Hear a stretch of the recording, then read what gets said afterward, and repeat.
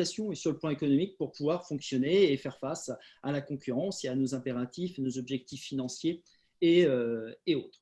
Donc, alors comme l'indique la petite BD, hein, cette crise, elle tombe pas à pic et l'objectif, c'est pas de se remplir encore plus les poches, bien entendu, vous l'avez compris. Donc, on peut passer au slide suivant et évoquer pourquoi, en fin de compte, il est impérieux d'envisager toutes les autres alternatives que l'alternative licenciement pour motif éco. Pourquoi? Tout simplement parce que, déjà, sur le plan strictement juridique, il est extrêmement difficile de justifier d'un motif économique. C'est compliqué, il y a une nécessité de revêtir la notion de caractère réel et sérieux, il y a des éléments qui vont permettre de matérialiser soit les difficultés économiques, soit la sauvegarde de la compétitivité de l'entreprise. Et on sait très bien, nous qui malheureusement accompagnons un certain nombre de nos clients, quelquefois dans des mesures radicales de licenciement pour motif économique, adossées ou pas à un plan de sauvegarde de l'emploi, on est dans une situation où on s'aperçoit que ça coûte très très cher, que la procédure est très complexe, qu'elle est empreinte d'incidents de procédure, de saisines de référés, d'interventions quelquefois particulièrement houleuses et contentieuses avec les instances représentatives du personnel. Le coût de la procédure est extrêmement important, c'est la raison pour laquelle on va principalement aujourd'hui parler de rupture conventionnelle collective, on va parler d'accords de performance collectifs et autres pour éviter en fin de compte d'aller dans des procédures qui coûtent extrêmement cher, et je parle tout particulièrement des procédures pour licenciement pour motif économique d'au moins 10 salariés sur une même période de 30 jours dans une entreprise d'au moins 50 salariés, hein, qui, vous le savez, implique nécessairement de mettre en place un plan de sauvegarde de l'emploi extrêmement coûteux. On rappelle également que licencier pour motif économique matérialise et génère une limitation de l'employeur dans le recrutement futur, puisque vous savez que vous avez pour les salariés licenciés pour motif économique une priorité de rembauchage. Et puis, n'oublions surtout pas un des éléments essentiels, c'est la perte de compétences et de compétitivité dans le cadre de la reprise d'activité. Et c'est peut-être l'élément le plus important sur lequel on doit réfléchir pour peut-être utiliser d'autres outils que la radicalité du licenciement pour motif économique. Et je rappelle d'ailleurs que si l'État on parlera de quelques chiffres, mais si l'État a mis beaucoup d'argent sur la table pour relancer l'activité ou maintenir l'emploi des salariés, ce n'est pas forcément pour être dans la radicalité aujourd'hui. Oui, quelquefois, on est dans la nécessité de procéder à des licenciements pour motif économique, mais à partir du moment où on a bien diagnostiqué la situation et qu'on est véritablement dans une situation de survie de l'entreprise. Et puis, moi qui ai pendant de très nombreuses années passé mes journées à négocier avec les organisations syndicales et à informer et consulter les instances représentatives, ces mesures, en fin de compte, de licenciement pour motif économique détériorent très gravement le climat social de l'entreprise et créent, pour ceux qui restent, alors si y a des micros qui ne sont pas coupés, si vous pouvez… Voilà, il y a des personnes qui n'ont pas coupé leur micro et donc on a un écho derrière. Je vais essayer de les enlever pour ceux qui ne le font pas.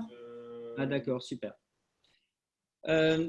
Donc il y a une détérioration du climat social et il y a une démotivation des salariés pour ceux qui restent et surtout une restructuration économique adossée ou pas à un plan de sauvegarde de l'emploi annonce souvent d'autres restructurations sur les années qui suivent. Et donc, il est extrêmement difficile de maintenir une employabilité dynamique pour ceux qui restent. Donc, tout ça concourt, je ne dis pas que ce n'est pas un outil à utiliser, mais tout ça concourt au fait qu'il faut peut-être avoir une réflexion plus globale avant d'être dans cette radicalité-là. Et on va voir, vous allez le voir on va vous l'exposer avec Laurent, il y a quelques outils aujourd'hui qui nous permettent d'envisager cet élément-là. Donc, sur les différentes alternatives, je voudrais simplement vous évoquer quelques propos introductifs sur la situation économique en France. Situation sanitaire tout début mars avec le confinement qui a été d'une dureté déjà sur le plan de la capacité des uns et des autres à accepter ce confinement, mais ça a eu des conséquences économiques extrêmement et humaines extrêmement désastreuses. Et donc aujourd'hui, on a une facture globale qui dépasse complètement l'entendement, puisque ça s'intègre en centaines de milliards d'euros. On a une facture du chômage partiel hors APLD, hein, c'est-à-dire le dispositif activité partielle longue durée, qui est près de 30 milliards d'euros. On a contracté un certain nombre de PGE, de prêts garantis par l'État, qui sont garantis par l'État pendant une durée d'1 an, dont les premières échéances de remboursement vont intervenir à la fin de l'année. On est approximativement, les derniers chiffres que j'ai pu consulter, on est sur une enveloppe globale, activité partielle, plan de relance de l'activité, mesures pour soutenir l'activité qui va avoisiner à peu près les 500 milliards d'euros, uniquement au niveau de la France. On est sur une prévision de chute du PIB en 2020 qui est de moins 9%.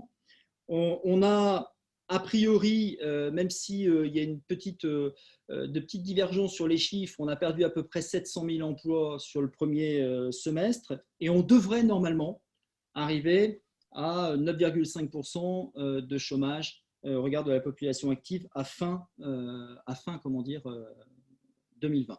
Donc on est dans une situation conjoncturellement et même structurellement très compliquée, puisqu'on a déjà un certain nombre de sociétés qui vont devoir déclarer leur état de cessation de paiement à l'issue des périodes dérogatoires au niveau des délais, puisqu'elles ont à peu près jusqu'au 15 octobre pour déclarer les cessations de paiement pour être éligibles à un certain nombre de dispositifs et permettre notamment le paiement par les AGS et autres, des salaires et autres. Donc, on est dans une fenêtre de 45 jours où on va avoir une petite vague de cessation de paiement ou de faillite, et on est dans une autre vague qui va intervenir quand certaines sociétés ne seront pas en capacité de rembourser le PGE.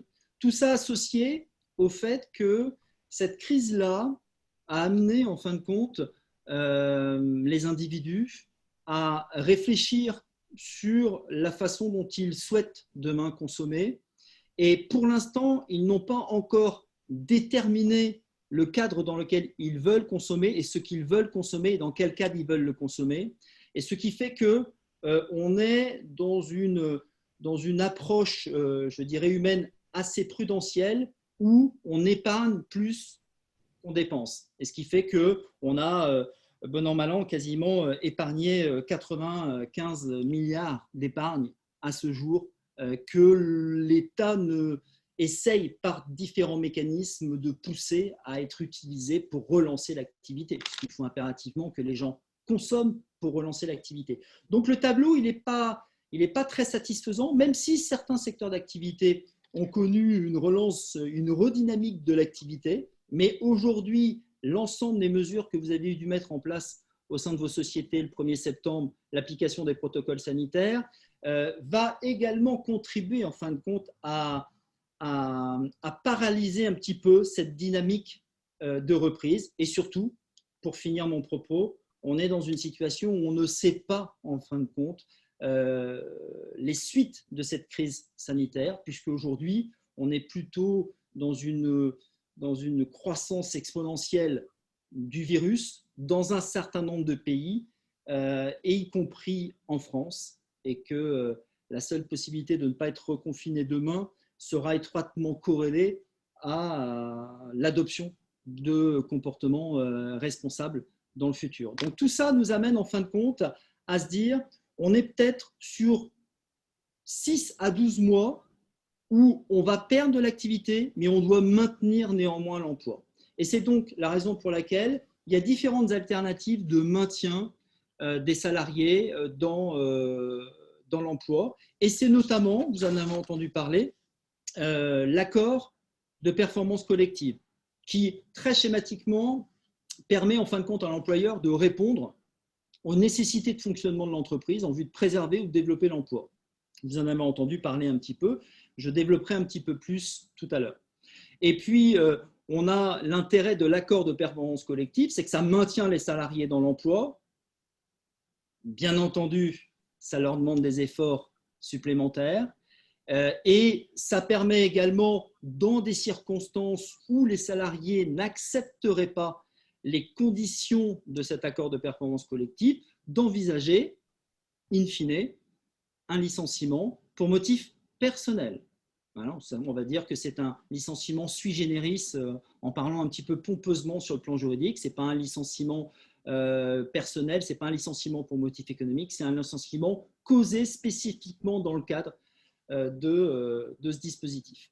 Et puis, vous êtes un certain nombre parmi mes clients, ou un certain nombre, notamment dans les secteurs industriels, à m'avoir déjà sollicité avec le RAN dans la mise en place de compléments d'outils au chômage partiel, à l'activité partielle que vous avez déjà mis en place au sein de vos sociétés. Et c'est notamment un dispositif qui peut être intéressant, qu'on a déjà initié dans certains secteurs d'activité. Je pense principalement au secteur d'activité de la métallurgie, puisqu'il y a un accord dans la branche de la métallurgie sur la PLD. Et on a déjà décliné par une décision unilatérale des dispositifs d'APLD dans un certain nombre de sociétés industrielles. Et ça a son intérêt parce qu'on a impérativement besoin de maintenir cette technicité et ce savoir-faire dès lors qu'à un moment donné, comme on l'espère tous, l'activité va reprendre. On peut passer au slide suivant. Alors, concernant encore une fois les alternatives à présent, je vais parler des alternatives, donc non pas pour maintenir dans les effectifs comme c'est le cas de l'APC ou de la PLD, mais des alternatives qui maintiennent dans l'employabilité. Effectivement, comme disait Cyril en introduction, cette crise sanitaire nous oblige à évoluer. Nous sommes véritablement face à une transformation de nos métiers et de l'emploi et du monde du travail en règle générale. Et c'est la raison pour laquelle il est préférable d'abord recourir à ces alternatives au licenciement économique pour sauvegarder la compétitivité de votre entreprise et maintenir les salariés dans l'emploi et conserver en réalité les compétences qui sont essentielles pour la survie de votre entreprise. Et le licenciement économique ne doit être que l'ultime solution et que vous ayez épuisé toutes les alternatives et à ce moment-là, ça n'a pas marché et vous êtes contraint de licencier pour motif économique vos salariés. Premièrement, je rebondirai juste sur ce que tu viens de dire, Laurent, sur l'employabilité du salarié. Pourquoi on ne parle pas de maintien d'effectifs, mais d'employabilité? Parce qu'on est dans ces dispositifs, notamment la rupture conventionnelle collective, on est dans un dispositif qui va amener le salarié à adhérer à un processus de départ volontaire en dehors de l'entreprise. Mais on pourrait dire, mais en quoi vous maintenez l'activité et l'employabilité du salarié, puisque le salarié va simplement se porter volontaire ou va répondre à une catégorie qui lui permet de sortir de l'entreprise. Tout simplement parce que dans la grande majorité des dispositifs de rupture conventionnelle collective qui sont initiés en France, on intègre dans l'accord, en quelque sorte, on intègre des dispositions express permettant en fin de compte aux salariés de pouvoir partir dans le cadre de la RCC dès lors que soit il a un reclassement externe qui est déjà complètement sécurisé ou soit il y a une analyse en amont de son projet professionnel qui est sécurisé, qui est viable et dès lors il va être en capacité de pouvoir entrer dans ce processus-là. Et il en est de même dans le congé de mobilité puisque le congé de mobilité, c'est la préparation du salarié par la formation notamment, à pouvoir trouver un emploi et bénéficier d'une employabilité en dehors de l'entreprise. C'est bien pour ça qu'on parle, en fin de compte, de maintenir l'employabilité en interne ou en externe. Et la formation peut être un outil pour ça. Voilà. Tout à fait. Du coup, concernant la formation, ces alternatives sont extrêmement intéressantes aussi parce que, comme disait Cyril en introduction, plus de 1 milliard du plan que l'exécutif a mis en place est destiné à la formation. Donc, il est préférable d'utiliser ces modes alternatifs et de favoriser la formation des employeurs, puisque même dans le dispositif de la PLD, vous le verrez si vous établissez un accord d'entreprise ou un document à l'appui d'un accord de branche sur la PLD, nécessite un engagement de l'employeur déjà sur le maintien de l'emploi, mais aussi sur la formation et l'État demande véritablement à l'employeur de tout donner sur la formation des salariés. Le congé de mobilité, de base, ça a été longtemps associé comme un plan, au plan de sauvegarde de l'emploi, mais avec les ordonnances Macron, c'est devenu un dispositif qui est totalement autonome et indépendant et qui peut être indépendant du plan de sauvegarde de l'emploi et qui peut être mis en place soit dans le cadre d'un accord rupture conventionnelle collective, soit dans le cadre d'un accord GPEC. Il se définit du coup comme une alternance par des mesures d'accompagnement, de formation ou des périodes de travail. Et au terme de ce congé de mobilité, le contrat de travail du salarié va être rompu. Et c'est la raison pour laquelle l'adhésion du salarié doit être libre, puisqu'elle entraîne la rupture du contrat de travail d'un commun accord. C'est une alternative très intéressante dans le cadre de la crise sanitaire qu'on est actuellement en train de vivre, puisque le congé de mobilité permet de proposer des formations plus exigeantes et même des formations qualifiantes qui permettent d'assurer une transition entre l'ancien monde du travail et le nouveau monde du travail auquel nous sommes actuellement confrontés. S'agissant de la rupture conventionnelle collective, c'est donc également une alternative au licenciement économique qui va permettre d'organiser des départs volontaires par un accord collectif sans qu'il soit nécessaire d'avoir un motif économique, mais peut intervenir toutefois dans un contexte économique. Les salariés candidatent à la rupture conventionnelle. L'important quand on fait une rupture conventionnelle collective, mais c'est d'ailleurs le cas, comme l'expliquait Cyril, pour toutes les alternatives au licenciement économique, c'est de véritablement auditer votre entreprise, puisqu'il faut déterminer les secteurs pour lesquels les départs sont ouverts et les compétences que vous souhaitez conserver au sein de l'entreprise. L'intérêt n'est pas que la rupture conventionnelle collective mène au départ de salariés dont les compétences sont essentielles pour la survie et la continuité de votre entreprise. L'autre avantage aussi de la rupture conventionnelle, c'est évidemment le régime fiscal et social, mais on en parlera un petit peu plus tard et on le développera. Néanmoins, il y a tout de même un aléa, c'est que c'est tout de même la conclusion d'un accord collectif et que la rupture conventionnelle est basée sur la candidature des salariés. Donc, vous ne pouvez pas forcer les salariés, même s'ils sont visés par l'accord comme une profession que vous acceptez comme candidature, comme des compétences que vous acceptez dans la candidature, à candidater à la rupture conventionnelle. On va passer sur le tableau du slide suivant. On ne va pas le développer avec Laurent parce qu'il n'y a pas de valeur ajoutée à le développer, mais on a essayé d'être le plus synthétique. C'était difficile d'articuler tous ces outils qui nécessitent généralement beaucoup de développement. Mais vous avez déjà un tableau sur l'accord de performance collectif, le dispositif ABLD, la RCC, le congé de mobilité, de façon à déjà savoir un peu les procédures qui sont applicables. Alors, un petit rappel des procédures. On parle souvent d'accords collectifs d'entreprise, d'accords conclus avec des organisations syndicales. Ça veut dire quoi? Ça veut dire que dans la grande majorité des cas, pas tous, mais dans une grande majorité des cas, la possibilité de mettre en place ces outils passe par la négociation d'un accord d'entreprise avec vos organisations syndicales représentatives ou à défaut, quelquefois dans un certain nombre de cas, avec vos élus du CSE. Et vous êtes en capacité de pouvoir considérer que vous avez un accord qui est valide à partir du moment où cet accord a été signé par une ou plusieurs organisations syndicales qui représentent au moins 50% des suffrages exprimés. Et puis, vous avez des modes après, si ce n'est pas signé par 50, mais que c'est signé par au moins 30, eh bien, il faut que vous procédiez à une ratification référendaire de votre, accord.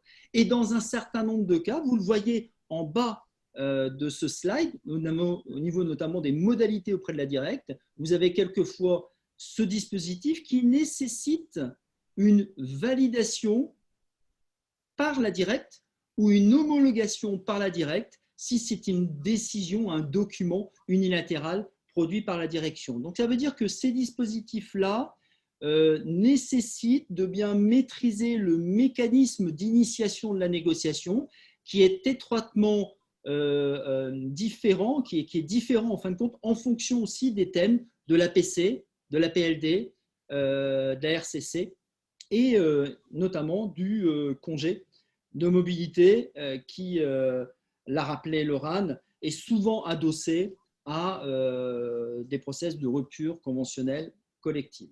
Alors maintenant, je vais vous parler un petit peu plus globalement de l'APC. On peut passer au slide suivant, de l'accord de performance collective. Alors, vous en avez beaucoup entendu parler parce qu'il y a un certain nombre d'entreprises qui ont défrayé un petit peu la chronique sur ce point, notamment Valeo, Aéroport de Paris, et tout particulièrement, ça passait quasiment tout le temps au journal de 20 heures, de Richebourg Aéronautique, puisque de Richebourg Aéronautique avait envisagé la négociation d'un accord de performance collective assez radical dans ses composantes, puisque tellement radical que sur les 1500 et quelques salariés de Richebourg Aéronautique, il y en a 170 quasiment qui ont refusé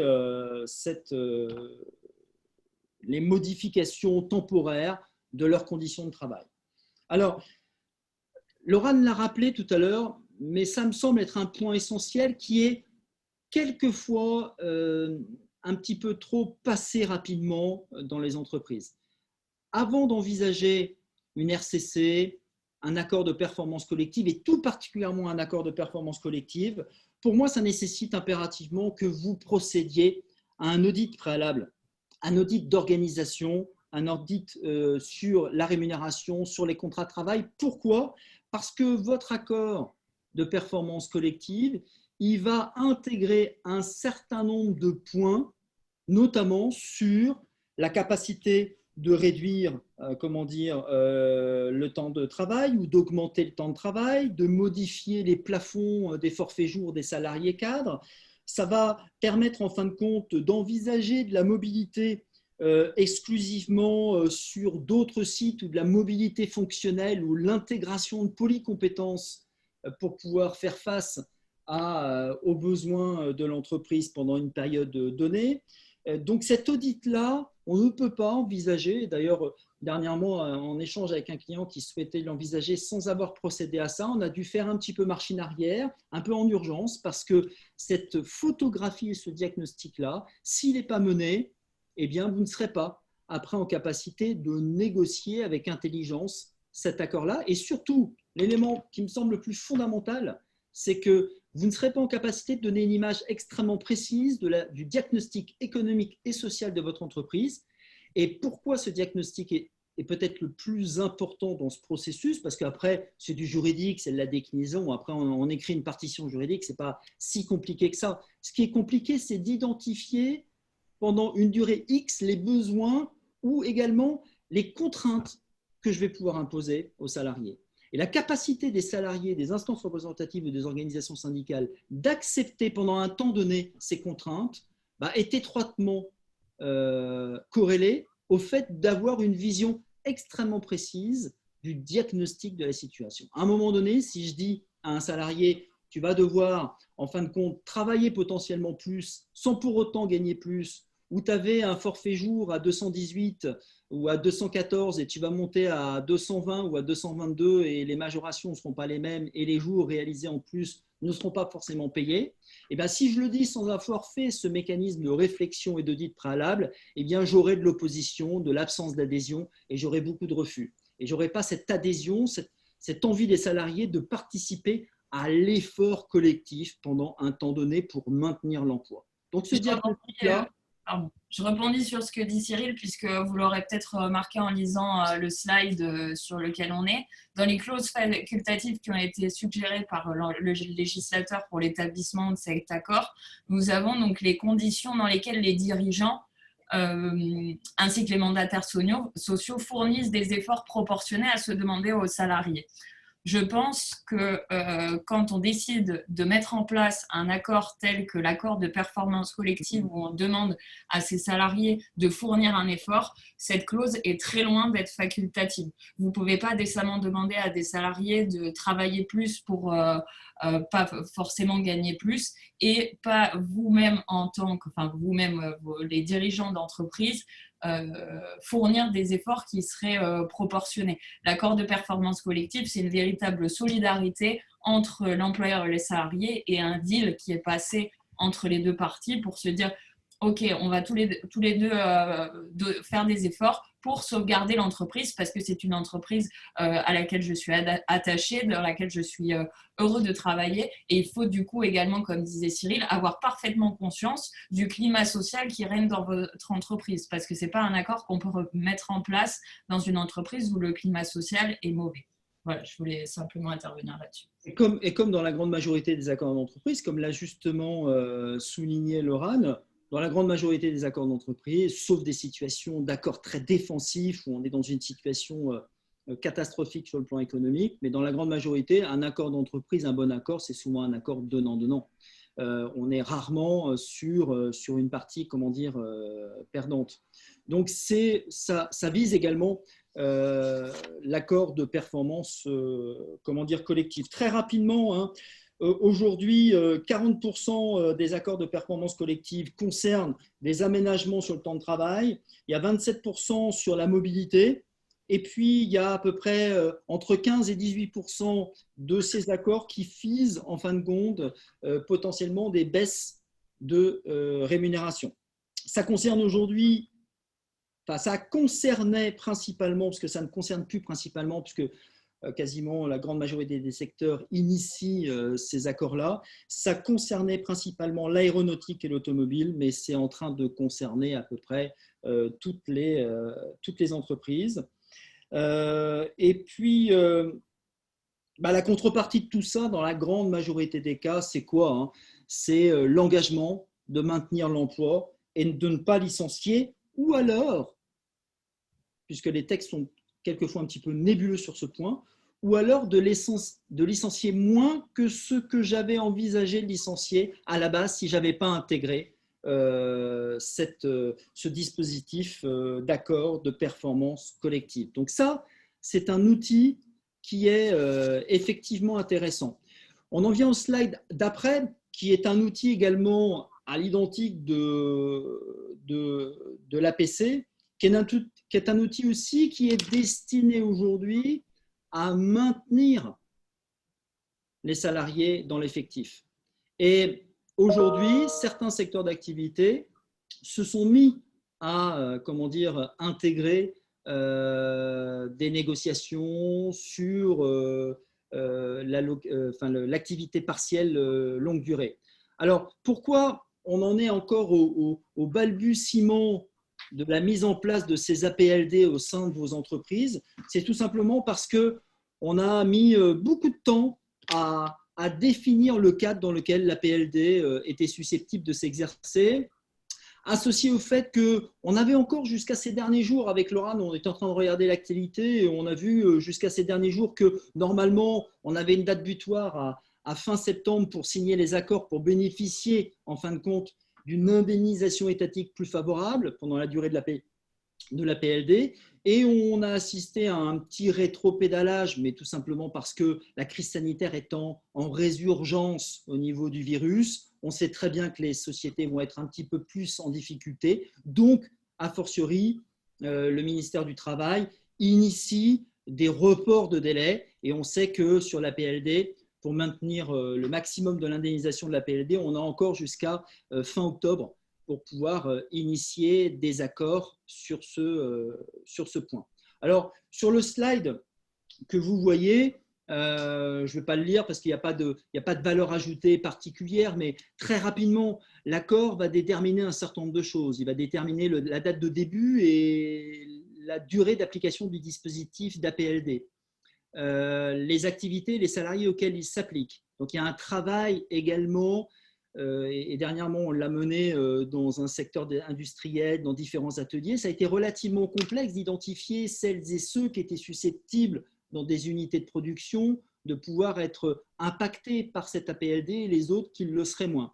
Je rappelle qu'à la différence de l'activité partielle, qui pour certains d'entre vous a encore lieu d'être, le chômage partiel, tel qu'on l'appelle communément, l'APLD ne permet pas d'entraîner, sauf circonstances exceptionnelles, mais qu'on ne développe pas trop, mais ne permet pas de procéder à une réduction de l'horaire de travail de plus de 40%. C'est-à-dire qu'en fin de compte, à la différence d'un salarié qui est en activité partielle, et parmi les salariés qui ont été en activité partielle quelquefois à 100% au sein de vos entreprises, celui qui est dans un dispositif APLD devra fournir une production de travail de 60%, à minima. On sait que ça peut baisser à 50% dans des situations exceptionnelles, mais le gros du dispositif implique, comment dire, ça. Et puis, on va devoir aussi, et c'est là où c'est quelquefois difficile, se projeter dans des engagements, c'est-à-dire en termes d'emploi, de formation professionnelle, d'intégralité des emplois, des établissements et autres. Et donc tous ces éléments-là, avec un processus d'information, de consultation des organisations syndicales et des instances représentatives, au premier rang de laquelle le CSE fait partie, eh bien tout ça est un dispositif un petit peu lourd, pas si lourd que ça à mettre en place, mais un petit peu plus lourd à suivre, comment dire, dans le temps. Et la seule possibilité de pouvoir, dans la durée, y compris en 2021, voire même jusqu'en 2022, bénéficier d'une activité partielle et d'une indemnisation au titre de l'activité partielle, passera nécessairement par la réflexion sur la mise en place d'un dispositif d'APLD, puisque, hormis certains secteurs d'activité qui seront maintenus comme des situations économiques exceptionnelles, je pense à l'aérien, je pense au tourisme, à l'événementiel, peut-être au café, restaurant et hôtel, à l'hôtellerie de plein air. Ces dispositifs vont être encore sous perfusion étatique au niveau du régime d'activité partielle classique. Et encore, on n'est pas encore complètement déterminé sur ce que prévoit le gouvernement en la matière. Et c'est la raison pour laquelle, pour être vraiment sûr d'assurer cette pérennité dans une prise en charge par l'État d'une partie de l'impact de la crise sur le plan économique dans vos entreprises, le dispositif d'APLD me paraît plutôt très intéressant à mettre, comment dire, en œuvre. Alors, comme il est déjà 18h48, on va passer au slide suivant, Laurane. Et peut-être, Laurane, peut-être redire deux mots, si tant est que tu ne l'aies pas déjà fait, deux mots sur la rupture conventionnelle collective. Oui, alors vraiment en deux mots, parce que je l'ai quand même bien développé en introduction, c'est du coup là un dispositif qui permet de réduire les effectifs de l'entreprise sans licenciement, d'où l'intérêt aussi de fixer véritablement des critères de départage entre les potentiels candidats qui seraient au départ de l'entreprise. Là, autant je pense que l'intérêt de cette soirée aussi pour vous est de, à la sortie, envisager l'ensemble des alternatives qu'on vous a proposées aujourd'hui au licenciement économique dans la rupture conventionnelle collective, en plus de devoir analyser si c'est une alternative préférable à par exemple la PLD ou le congé de mobilité ou l'accord de performance collective. C'est véritablement auditer et regarder les candidats que vous souhaitez garder, les salariés que vous souhaitez garder au sein de votre entreprise et ceux que vous souhaiteriez avoir comme candidats à la rupture conventionnelle collective. Je n'ai pas énormément d'informations de plus à donner sur la rupture conventionnelle collective. On peut dire peut-être, Laurane, juste pour finir sur cette RCC, c'est que c'est un dispositif qui est déconnecté du régime du licenciement pour motif économique, donc ça c'est intéressant. C'est un dispositif qui se distingue quand même juridiquement pour ceux qui connaissent le PDVA, c'est-à-dire le plan de départ volontaire autonome. Ça se distingue de ce dispositif-là, puisque la RCC nécessite un accord collectif, alors que le plan de départ volontaire autonome nécessite dans la grande majorité des cas une décision unilatérale. On a quand même quelquefois la possibilité d'envisager, d'adosser une phase préalable de volontariat au travers de la rupture conventionnelle collective et de déterminer si l'objectif n'est pas atteint du candidat au départ, d'adosser après un process de licenciement pour motif économique un petit peu plus large. En quelque sorte, c'est ce que, pour ceux qui nous écoutent et qui ont déjà initié des restructurations dans le passé, c'est ce qu'on faisait lorsqu'on intégrait un PDV, un plan de départ volontaire, avec un PSE adossé. Si on ne répond pas à l'objectif qui est d'atteindre 130 départs, eh bien, on va être obligé d'être dans un processus contraint. Pour finir sur tout ça, on peut passer au slide suivant et suivant. Alors, slide suivant, c'est le contenu du congé de mobilité. Vous le lirez avec un peu plus de détails. La durée des dispositifs, vous verrez aussi qu'ils sont étroitement liés à l'outil de mise en place, que ce soit un accord, une décision. Et quelquefois, c'est l'État qui vise la date limite auquel le dispositif est assujetti, notamment le dispositif d'APLD qui est éligible jusqu'au 30 juin 2022. Et peut-être pour finir, comme ça on va être dans le timing imparti par Jocelyne et Cécile, on peut peut-être juste parler, alors des salariés concernés, on en a parlé avec Laurent également, mais je voudrais juste finir sur le fait qu'un dispositif alternatif au licenciement particulièrement coûteux nécessite aussi d'avoir une bonne vision du régime social et fiscal des sommes que je vais être susceptible de verser, puisque nécessairement, lorsque je procède à une restructuration dans l'entreprise, je vais en amont identifier, quand je fais des RH, mon DG va me demander nécessairement de budgéter en fin de compte ce process-là. Et donc, le régime social et fiscal des sommes versées dans le cadre d'un APC, d'un APLD, d'une RCC ou d'un congé de mobilité répond à des conditions d'exonération sociale et fiscale différentes. Voilà. Et c'est la raison pour laquelle il y a des dispositifs qui empruntent des régimes plus favorables que d'autres. Et vous le constatez très rapidement à la lecture de ce slide, la rupture conventionnelle collective et le dispositif, à partir du moment où on maintient bien l'employabilité, mais et le dispositif qui est le plus satisfaisant sur l'exonération de l'impôt sur le revenu pour le salarié qui bénéficie des sommes et également un système qui est classique d'exonération des cotisations de sécurité sociale dans la limite de 2 passes. Pour un petit rappel, mais je ne vais pas vous faire l'affront de vous rappeler combien ça fait 2 passes, mais on n'est pas très loin des 80 000, on est un peu plus même que 80 000 euros.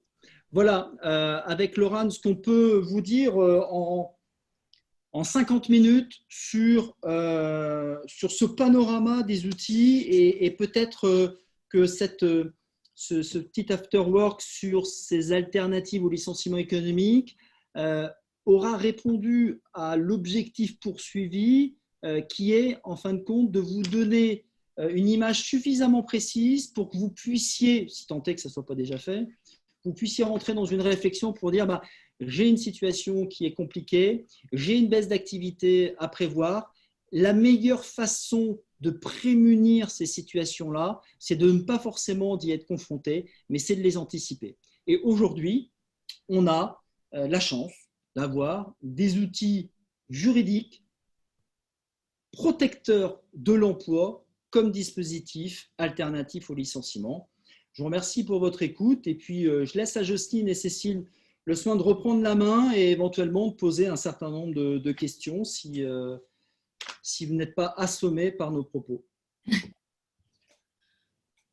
Alors pour l'instant, pas de questions, mais j'imagine qu'elles vont venir au fur et à mesure. N'hésitez pas à écrire dans la chat box qui se trouve en bas de votre écran, dans l'onglet qui s'appelle « Converser ». Alors, c'est un sujet assez technique, donc forcément, c'est un petit peu plus complexe. Et je pense que les questions peut-être viendront un petit peu plus après, je dirais, avoir réfléchi sur est-ce que ces outils-là ont une utilité, est-ce que la réflexion sur ces outils a une utilité dans le contexte de l'entreprise dans laquelle j'exerce mon activité. Ce qui est sûr, c'est que c'était intéressant d'avoir ce panorama-là parce qu'on n'a pas forcément connaissance de tout ce qui existe. Et c'est vrai qu'on voit beaucoup d'entreprises aller, entre guillemets, droit au but par des licenciements économiques ou des PSE, alors qu'il y a d'autres options finalement qui existent. Et c'est plutôt rassurant de se dire qu'on peut aussi en passer par là pour préserver l'entreprise tout court et puis l'employabilité des gens qui y sont et qui seront là quand ça ira mieux, quoi. Et Je vais puis, vous donner un exemple. J'ai parmi mes clients un groupe d'hôtels avec une quarantaine d'hôtels en France. Et ce groupe d'hôtels, pour ceux qui sont dans le tourisme, ont connu une déflagration totale, puisque moi-même qui ai assisté à un comité de direction, il a été pris la décision de quasiment fermer l'intégralité des hôtels en France. Donc il n'y a plus d'activité, il n'y a plus de ressources, il y a encore beaucoup de charges et il n'y a plus de revenus. Donc c'est particulièrement compliqué. Mais c'est vrai que l'utilisation de tous ces outils-là, activité partielle individualisée aussi, et la capacité de mettre en activité partielle certains salariés et pas d'autres. Vous savez que ça nécessite un accord. Vous ne pouvez pas mettre en place de l'activité partielle pour certains et pas pour d'autres dès lors que vous n'avez pas d'accord. L'utilisation en fin de compte de tous ces outils a permis, et j'ai eu la projection financière du DG dernièrement, a permis en fin de compte de maintenir un petit peu et de moins impacter la baisse de ces revenus et de pouvoir continuer à maintenir l'activité de ce groupe d'hôtels. Et on a dû utiliser pléthore de mécanismes pour, en fin de compte, aller chercher la baisse de charge, l'indemnisation étatique, pour faire en sorte d'arriver à une situation où, dès lors que ça redémarrera, eh bien, on pourra maintenir quasiment l'intégralité des effectifs. Et donc, cette réflexion-là, elle est de tous les instants et elle est vraiment nécessaire. Bien sûr. D'autant qu'on voit des grosses enseignes touchées par cette crise et fermées. Enfin, je pense à des grandes enseignes de vêtements, par exemple, dont on a entendu des magasins qui ont fermé, etc. Enfin, même là, sur Villeneuve-Loubet, où je travaille, il y a des enseignes qui ont fermé, comme la Halle, qui est quand même une grande enseigne et qui a fermé un de ses magasins. Et c'est vrai qu'on se dit, quand on est une plus petite entreprise, une PME, et qu'on doit sauvegarder l'emploi, etc., alors qu'à la base, la trésor est peut-être moindre et que voilà, on n'a pas anticipé tout ça, on vit souvent en flux tendu. C'est vrai que voilà, c'est d'autant plus compliqué. Alors, il y a des entreprises qui, pour être très objectif, il y a des entreprises qui ont subi de plein fouet, qui n'étaient pas dans la capacité d'anticiper ces situations, parce que dans les scénarios de crise au sein des entreprises, parmi même les plus grandes d'entre elles, y compris sur le territoire sophipolitain, aucune d'entre elles n'avait identifié le risque pandémique comme un risque économique. Alors qu'on a identifié plein de risques. Moi, j'ai travaillé chez Vinci, on était en cellule de crise, on avait anticipé quasiment la majorité des risques accidentogènes et autres sur l'économie, du passage dans les péages et ce genre de choses.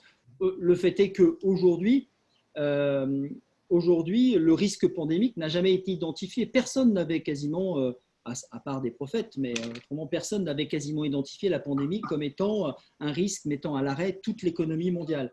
Donc là, il y a certaines entreprises qui se sont retrouvées dans cette situation-là. Maintenant, quand on parle de la Halle et ce genre de choses, il y a aussi peut-être une absence d'anticipation avant le Covid-19 du monde d'après. C'est-à-dire que le monde d'après aujourd'hui, quand on va moins à l'hypermarché, on fait du drive, on commande plus sur Amazon, on va moins dans les magasins. Et donc, peut-être que ces entreprises-là, on n'avait pas complètement amorcé la digitalisation en quelque sorte et la dématérialisation de leur rapport, c'est-à-dire le fait qu'ils aient une offre suffisamment significative et intéressante sur Internet par le commerce en ligne. Donc, il y a ceux qui ont peut-être aussi utilisé quelquefois un peu vite la crise pandémique et Covid-19 comme un élément qui était de nature à légitimer la situation économique, mais quelquefois, il y a eu aussi un manque d'anticipation, comment dire, avant sur ces sujets-là, parce que j'ai l'impression quand même que nos modes de consommation avaient déjà changé avant et seront profondément modifiés demain. Ils le sont déjà aujourd'hui, je pense. J'ai quelques questions qui sont arrivées entre-temps. Concernant toutes les questions techniques, c'est pour Laurent. Hein. Merci. Concernant la RCC, est-ce qu'il y a un nombre minimum de collaborateurs pour lancer la procédure? Alors, sur la RCC, je sais qu'il y a le nombre maximal de départs envisagé qui doit être mentionné, mais il ne me semble pas qu'il y ait un nombre minimum. Après, évidemment, c'est une rupture conventionnelle collective, donc c'est 2. Donc, c'est minimum 2. Mais a priori, dans les clauses obligatoires, il n'y a pas indiqué le nombre minimum, mais le nombre maximum de départs envisagés, oui. Voilà. Après, c'est soumis à la candidature des salariés, donc on peut envisager un nombre maximal et pas avoir de candidature ou voilà. Et en tout cas, comment? Ou partiellement. Mais oui, vrai voilà, ou partiellement.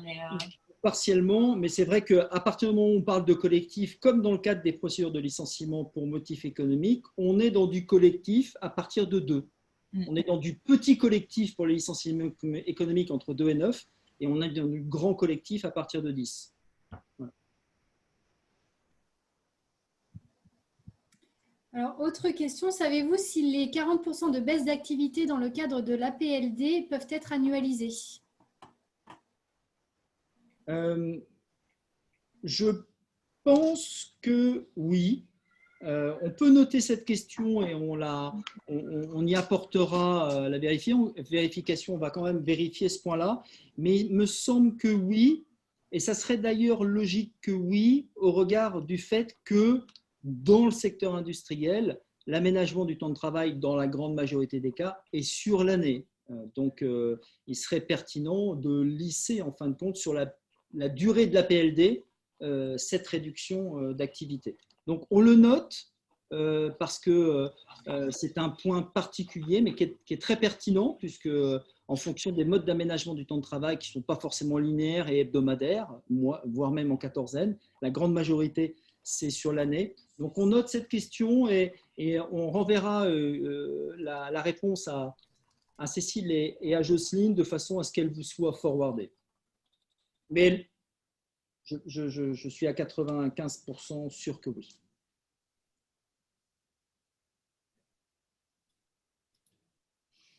Une autre question qui rebondit, vous m'entendez ou pas? Parce que j'ai un petit, je vous entends. Petit bug informatique. D'accord. Ah, c'est un petit peu mieux là, non? Là, ça va? Oui. Ça va. Une question qui rebondit sur la première, qui était concernant les RCC. Une personne demande si sous 10 personnes, on pourrait peut-être passer par les ruptures conventionnelles classiques. Alors, oui. Oui, on a la possibilité de passer sur des ruptures conventionnelles classiques, si ce n'est que si on reprend notamment, j'essaye de réfléchir en même temps, mais si on reprend le tableau final sur le régime social et fiscal des indemnités de rupture, il y a un aspect favorable à la rupture conventionnelle collective qui est le non-assujettissement des indemnités versées dans le cadre d'une RCC, le non-assujettissement à impôt sur le revenu. Alors que dans le cadre d'une rupture conventionnelle non collective, quand bien même il y en aurait 9, après j'aurais quelque chose à dire sur le caractère 9, hein, mais sur les ruptures conventionnelles individuelles, le régime social est moins avantageux. Alors, vous allez me dire, c'est un peu un cas d'école, puisque l'absence de soumission à l'impôt sur le revenu des personnes physiques des indemnités de rupture dans le cadre d'une RCC, ça veut dire que je peux verser 200 000, 250 000, 300 000 euros d'indemnité RCC, ce n'est pas soumis à impôt, mais ça sera soumis à cotisation sociale, alors que les indemnités versées dans le cadre d'une RCC, dans le cadre, comment dire, d'une RCC individuelle, c'est soumis à 6 plafonds annuels de la sécurité sociale, ce qui, bon an, mal an, avoisine les 240 ou peut-être 250 000 euros. Étant entendu que tout ça est lié aussi à des plafonds, double de la rémunération annuelle brute et autres. Donc, très synthétiquement, souvent, on va rarement faire 8 ou 9 ruptures conventionnelles individuelles, tout simplement parce que ça sera, surtout si on les fait dans un temps relativement court, sauf à ce que ça soit sur des directs différentes, mais si c'est sur la même directe des Alpes-Maritimes ou du Var ou autre, il y aura une approche suspicieuse de la directe sur l'homologation des dites ruptures conventionnelles. Généralement, alors j'espère que quelqu'un de la directe n'écoute pas, qu'il y a un espion de la directe parmi les participants, mais généralement, on se permet de faire des ruptures conventionnelles individuelles dès lors qu'on a des établissements géographiquement dispersés et que les demandes sont adressées à des unités territoriales différentes. Il n'y a pas de lien.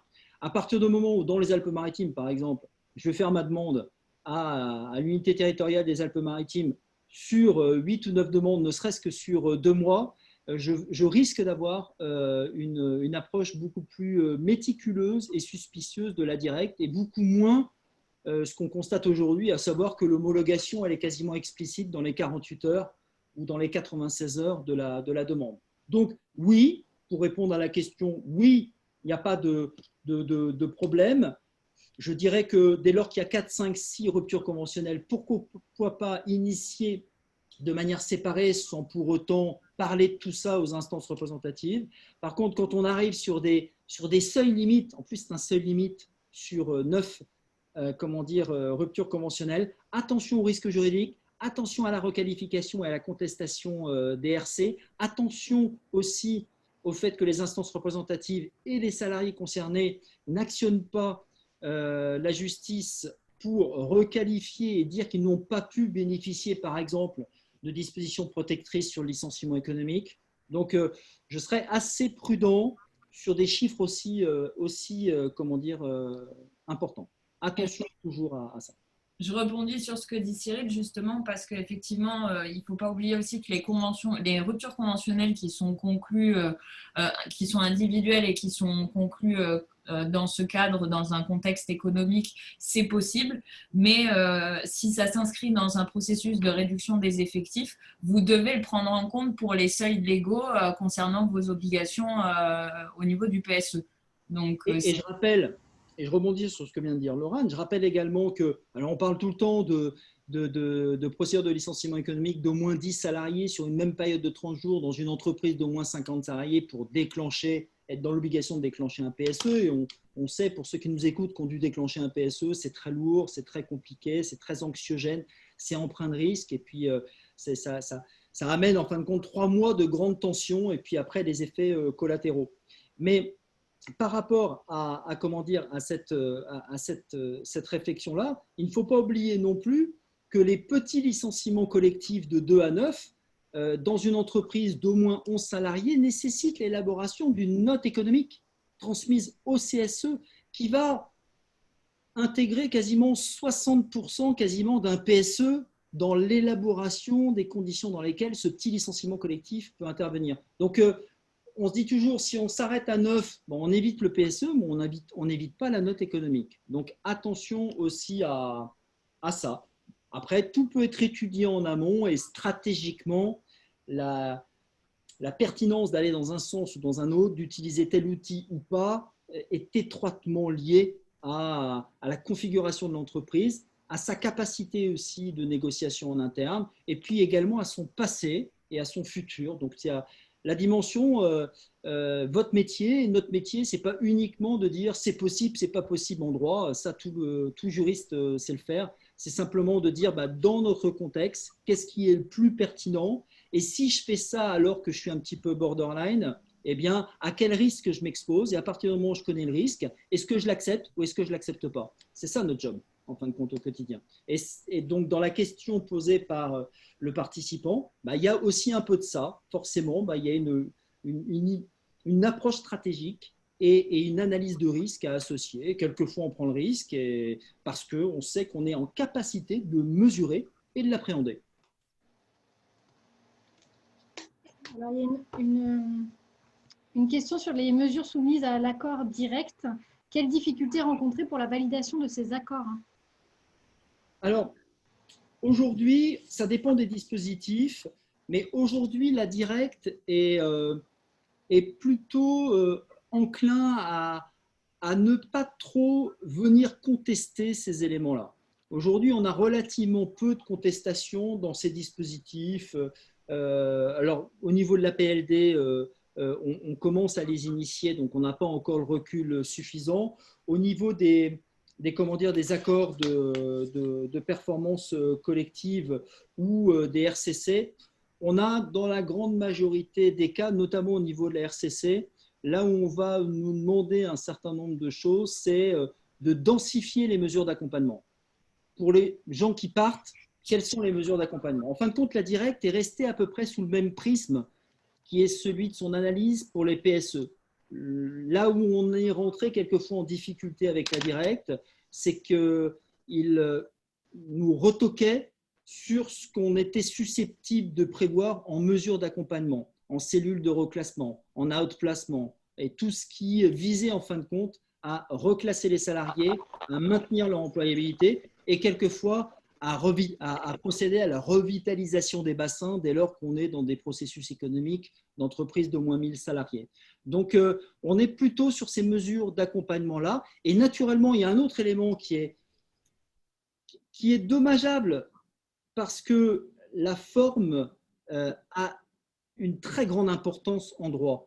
Et dès lors qu'on a un dispositif qui décline juridiquement ce que je dois intégrer dans un accord et comment je dois le formaliser, eh bien, la directe va être très sourcilleuse à s'attacher à retoquer un dispositif dès lors qu'il ne rentrerait pas strictement dans l'énumération exhaustive de ce qui figure dans un article du Code du travail. Il y a quand même encore, pour moi, une approche quelquefois trop administrative de l'analyse de ces dispositifs et très peu entrepreneuriale par la directe. Mais bon, ça, on ne cesse de le dire dans quasiment tous nos process avec la directe, sauf quand on tombe sur quelqu'un qui a une vision un petit peu plus prospective, mais je dois dire que c'est relativement quand même peu fréquent. D'ailleurs, je rebondis sur ce que dit Cyril sur par rapport aux accords APLD. C'est vrai qu'à ce jour, on n'a pas encore de recul, étant donné que ça vient de paraître. Mais s'agissant des engagements que l'entreprise doit prendre, que ce soit au niveau de la formation ou de maintien dans l'emploi, évidemment, il faut que l'entreprise s'assure que ce soit des engagements qu'elle puisse tenir. Parce que les sanctions sont dramatiques si les conséquences sont dramatiques si vous ne tenez pas vos engagements, notamment le remboursement de l'allocation perçue par l'employeur, etc. Donc, c'est vrai que sur ce point-là, si la directe, au moment de l'approbation, de la validation ou de l'homologation de l'accord, peut passer brièvement dessus parce qu'il va peut-être y avoir une recrudescence d'accords APLD qui vont arriver dans les unités départementales, vous, surtout pas. C'est vraiment un audit, encore une fois, on le répète beaucoup ce soir, qui doit être fait sur votre capacité à tenir vos engagements, parce que par contre, le jour où la directe vérifiera si vous les avez tenus, là, elle sera méticuleuse. Voilà. Ça veut dire aussi que la capacité de tout un chacun à initier un dispositif qui est susceptible d'être mis en place pour obtenir le maximum d'indemnisation étatique sur l'allocation versée par l'État en contrepartie de mettre en APLD un certain nombre de salariés. Ça veut dire que si on veut obtenir le maximum d'indemnisation, je crois que c'est 60%, en retour, on a une date limite qui est le 31 octobre. 31 octobre, en droit, c'est demain.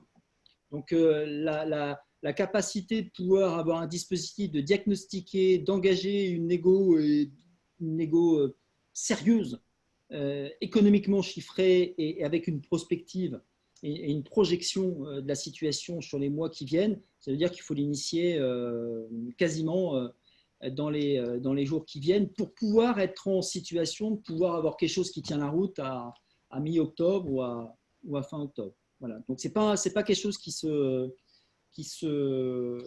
c'est quelque chose qui se met pas en place en une semaine. Ça, c'est certain. On a une dernière question qui dit: comment justifiez-vous que Auchan licencie des salariés alors que l'agroalimentaire était au cœur de cette crise? Alors, j'aimerais être un grand économiste, en plus d'être un petit juriste, mais autrement, je peux difficilement répondre à ça parce que je ne me suis pas interrogé sur tout ça, même si Laurent rit beaucoup de moi, puisque je ne cesse toute la journée de lire quotidiennement les Échos. Et de les poser sur mon bureau surtout. Voilà, je les coupe et je lui dépose pour aussi alimenter Laurent en analyse économique.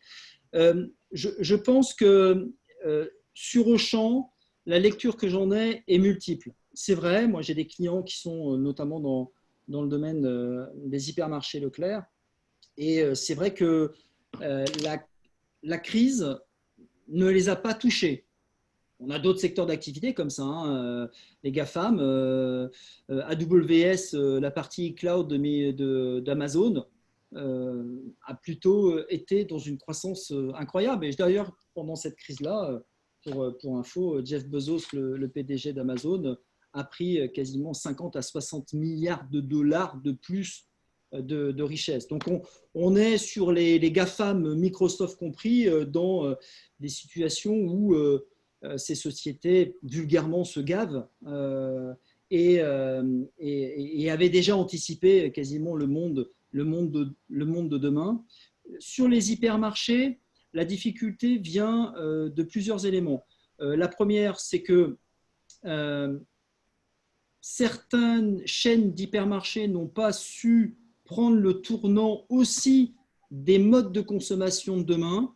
Aujourd'hui, on n'a plus envie, enfin, c'est pas moi qui le dis, hein, c'est les analyses et l'étude sociologique des comportements, on n'a plus envie d'aller dans un hypermarché Carrefour de dizaines de milliers de mètres carrés et se perdre en fin de compte dans les allées.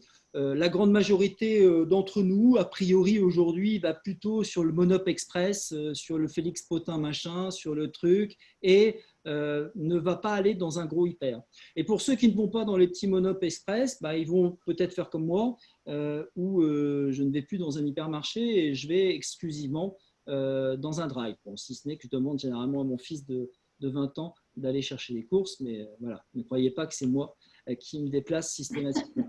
Bon, après, voilà, donc les modes de consommation ont changé. Comme hier, on allait rue d'Antibes, on allait à 4-3000. Bon, on y va toujours aujourd'hui, mais on a une petite tendance à commander un petit peu plus vite. Ça ne nous plaît pas, on le renvoie par la poste. On connaît à peu près les sites qui gèrent bien leur service après-vente, donc on sait que les retours vont être facilités et on peut comme ça ne plus être enfermé dans un environnement et choisir de chez soi. Et ça, certains hyper ont pris ce virage-là depuis un certain nombre d'années, notamment sur le drive, sur des surfaces plus petites, sur le côté un petit peu boutique au sein même d'un supermarché et non plus d'un hyper. Et Auchan n'a pas pris ce tournant-là. Auchan a relativement peu développé les drives, a gardé des surfaces commerciales dites hyper, donc c'est-à-dire avec des nombres de mètres carrés extrêmement importants, et n'a pas modernisé en fin de compte ces magasins, associé à un autre élément qui est que hier ils étaient peut-être compétitifs au niveau des prix, et aujourd'hui il y a d'autres enseignes qui sont plus compétitifs qu'Auchan au niveau des prix. Tous ces éléments-là, associés au fait également d'investissements particulièrement lourds au niveau de l'immobilier qui grèvent, je ne vais pas rentrer dans le détail, mais la holding qui pilote tout Auchan. Donc il y a aussi des mécanismes de remontée de comptables qui font qu'on aggrave aussi sur le plan économique la situation de telle ou telle structure. Et aujourd'hui, la situation elle est particulièrement complexe. J'espère avoir répondu à peu près à la question complexe des participants. A priori, oui. Alors après, c'est plus des remarques. Très bonne intervention. Merci beaucoup pour la qualité de l'intervention. Voilà, que des compliments très sympathiques. Et d'ailleurs, je pense merci. Nous, ça nous fait plaisir. Se joignent à tous les participants et à moi-même pour vous remercier parce qu'effectivement, c'était une très très bonne intervention, très intéressante, très instructive. qui donne de nouvelles perspectives. Donc, merci beaucoup à tous les deux pour votre disponibilité. Ça nous fait plaisir aussi d'intervenir et d'être invités au sein de votre Afterwork. Et puis, même si on a...